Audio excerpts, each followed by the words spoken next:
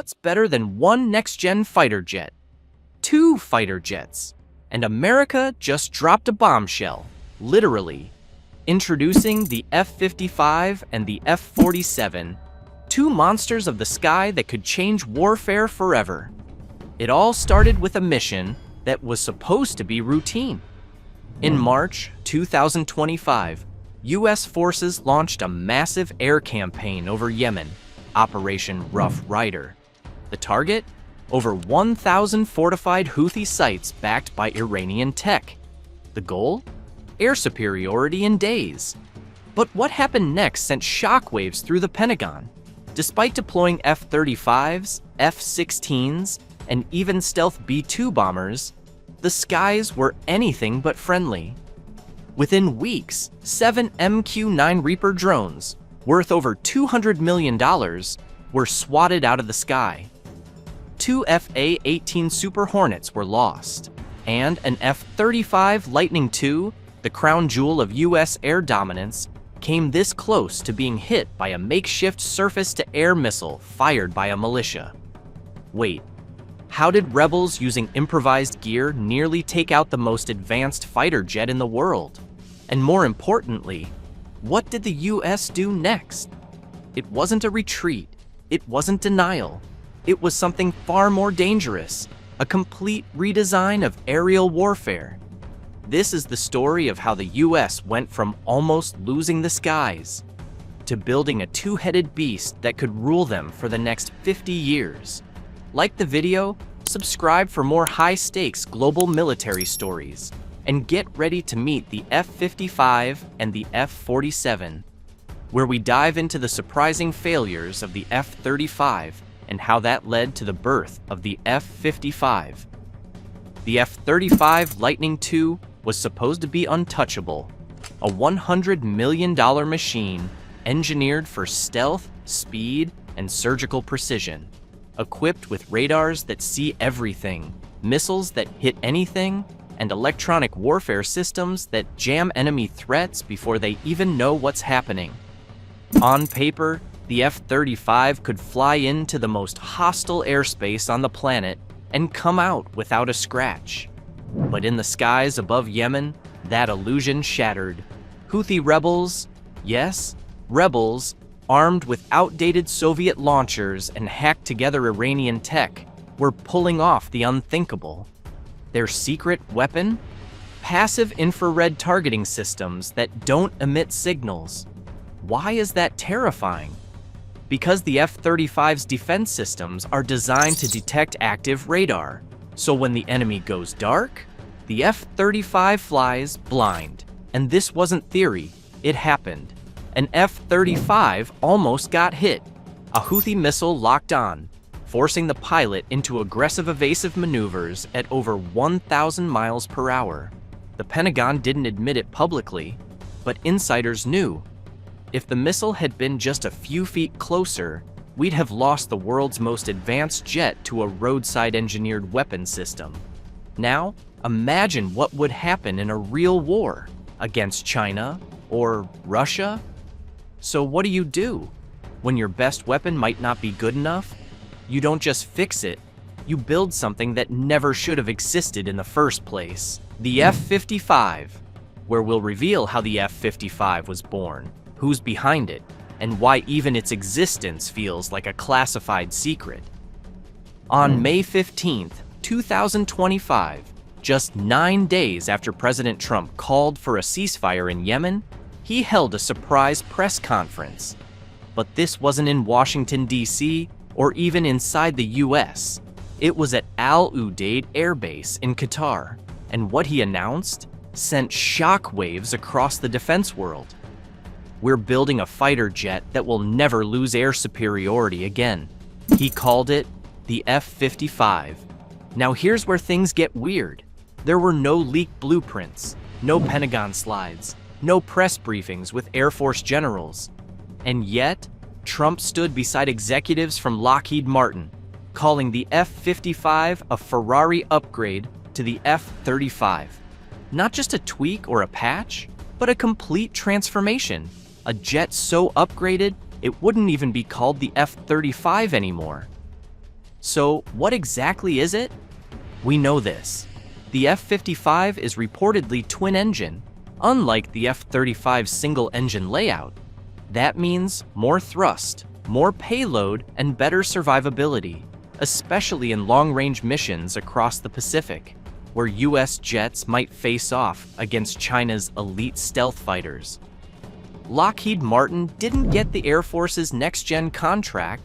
That went to Boeing for the F-47, but losing that deal didn't knock them out. It pushed them harder. Behind the scenes, Lockheed had been pitching an idea. Why build an entirely new jet from scratch when we can evolve the F-35 into something that delivers 80% of 6th-gen capabilities at half the cost? President Trump loved it. The Pentagon? Not so sure. As of today, there's no official document from the Department of Defense confirming the F-55's existence, which raises a chilling question. Is the F-55 just a PR stunt? Or is it part of something much bigger? Maybe even a classified Navy program that's already under development?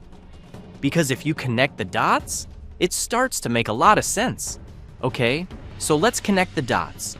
You've got a jet called the F-55, supposedly being built by Lockheed Martin. You've got no Pentagon announcement, no flight tests, no flashy Pentagon video, yet the President of the United States just told the world it's coming. So where is it hiding? Here's the clue almost no one caught. FAXX. It stands for Fighter Attack Experimental, a US Navy program aimed at replacing the aging F/A-18 Super Hornets by the 2030s. It's real, it's funded, and it checks every single box the F-55 would need. The FAXX isn't just a sketch on a whiteboard. It's been under development for years, quietly, and its requirements are eerily similar to what Trump described for the F-55. Twin-engine design, carrier-capable longer range than the F-35C stealth multi-role versatility potential for drone coordination. And guess what?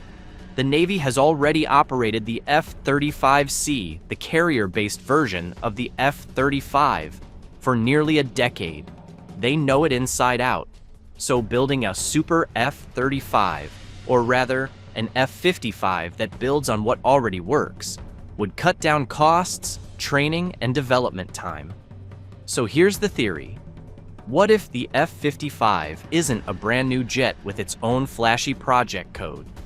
What if it's the Navy's FAXX, just rebranded for political momentum? It fits perfectly. The Air Force gets its 6th-gen Boeing F-47. The Navy gets a 5th-gen plus stealth multi-role powerhouse in the form of the F-55. Together, they dominate the skies as a synchronized, lethal duo. But now you're probably wondering, what's this F-47 that everyone's talking about? Why did Boeing beat Lockheed Martin in the biggest fighter contract of the decade? And how does that jet fit into this master plan? That's exactly what we'll uncover next. On March 21st, 2025, Boeing made an announcement that hit like a sonic boom. The US Air Force wasn't just upgrading old jets anymore. They were building something entirely new. The world's first operational 6th-generation fighter, the F-47. And here's the insane part. It's been in secret testing for 5 years. This isn't science fiction. This is happening. The F-47 is a manned stealth platform designed for one thing only: total air dominance in the most dangerous battle zones on Earth. It's what happens when you take everything the F-22 Raptor was and push it 20 years into the future. Let's talk specs that sound like science fiction. Top speed over Mach 2 without afterburners. Adaptive engines that adjust thrust mid-flight like a fighter jet with a brain. Integration with autonomous drone wingmen called CCAs, collaborative combat aircraft, that fly alongside, carry weapons, and absorb enemy fire. Near-invisible stealth. Think radar can't see it, infrared can't lock it. Stealth. AI command and control, real-time decision-making, and even hypersonic missile capability. Estimated unit cost? Between $180 million and $300 million. Development cost? Already over $20 billion, and likely to reach hundreds of billions by the time it's fully deployed. But it solves one massive problem. The F-22, while powerful, had a limited combat range of just 530 miles. The F-47? That number more than doubles, which makes it a nightmare for China, especially in a Pacific War, where distance is everything. But here's the twist. For all its high-tech power, the F-47 wasn't designed to fight every battle. It's too advanced, too expensive. In lower-intensity wars, like Yemen or future proxy conflicts, it's like using a diamond sword to cut butter. That's why the F-47 was never meant to fly alone. It needs a partner, versatile, rugged, and still deadly. Enter the F-55. Think of the F-47 and F-55 not as just two fighter jets, but as the Batman and Robin of modern warfare. One leads the assault, the other cleans up, holds the line, and adapts to whatever chaos the battlefield throws back. Let's break it down. The F-47 is built for first strike dominance. Its job is to punch a hole into contested airspace, like China's heavily defended South China Sea corridor or Russia's missile-ridden Arctic Circle. It flies in first, fast, high, and quiet. Its stealth is so advanced, analysts are calling it virtually unseeable. With its CCA drone squad, it becomes a flying hive, scouting, jamming, striking, and never alone. Meanwhile, the F-55 waits just outside the threat ring. As soon as the F-47 breaks enemy defenses, the F-55 charges in. Its twin engines roar it into contested zones, delivering heavy ground strikes, close air support, and air-to-air follow-ups when needed. It carries more payload, more fuel, and has more staying power. Perfect for sustained missions once air superiority is established. This isn't just coordination, it's choreography. In a Pacific War scenario, here's how it might play out. F-47 flies deep, neutralizing radar systems, SAM sites, and enemy stealth fighters like China's J-20 or future J-36. At the same time, its drones provide real-time ISR and electronic jamming. Minutes later, the F-55 swoop in, hammering supply chains, mobile missile units, and hardened bunkers. If new threats pop up mid-mission, F-55 can still go air-to-air. It's multi-role for a reason. And here's where things get even crazier. The F-55 could evolve into a command and control node, absorbing F-47's advanced AI systems, coordinating drone fleets, and relaying encrypted data across land, air, sea, and even space. Together, the F-47 and F-55 form a modular ecosystem of manned fighters, drones, and battlefield AI. But even with all that tech, firepower, and stealth, there's still a big problem. The F-55 isn't fully funded. It's not even officially acknowledged. So how do you build a world-dominating air strategy with a fighter jet that technically doesn't exist? Here's the uncomfortable truth about the F-55. It might be too good to survive. Why? Because in the world of defense, building a jet isn't just about stealth or speed. It's about politics, contracts, and who gets the billions. Let's start with this. Lockheed Martin didn't win the US Air Force's Next Generation Air Dominance (NGAD) program. Boeing did. With the F-47, that means $20 billion in R&D money, plus potentially hundreds of billions in production contracts, all going to Boeing. So what did Lockheed Martin do? They pivoted fast and pitched the F-55 as an upgraded, cheaper alternative to stay relevant. They even claimed they could integrate 80% of the F-47's capabilities into an F-35-based airframe at half the cost. They called it a Ferrari upgrade without the Ferrari price tag. President Trump publicly supported it. Lockheed's board loved it. But the Pentagon? Still silent. No confirmation, no program code, no timeline. And here's where the internal battle begins. The Air Force is already fully committed to the F-47. The Navy might be interested, but only under the FAXX banner. Congress is wary of approving another billion-dollar aircraft project, especially one that looks like a sequel nobody asked for.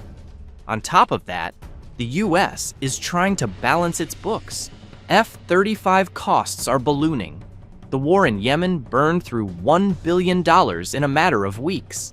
And tensions with China mean every dollar spent now has to be strategically justifiable.